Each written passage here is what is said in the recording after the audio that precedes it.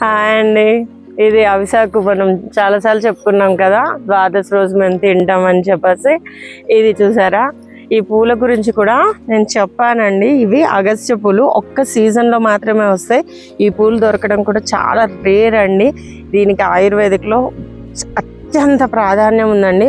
దీనిలో అత్యంత ఔషధ భరితమైన గుణాలు ఉన్నాయి. మైగ్రేన్ని తగ్గించడానికి వీటన్నిటికీ కూడా ఈ పూలు అనేవి చాలా అంటే చాలా యూజ్ అవుతుంది. ఈ సీజన్లోనే దొరుకుతాయండి. ఇది చూడండి ఎంత బాగా, ఇది చూసారా కింద మొత్తం పడిపోయి ఉన్నాయి. అయ్యో, ఈ చెట్టుకు చూడండి, కోద్దాం ఇప్పుడు.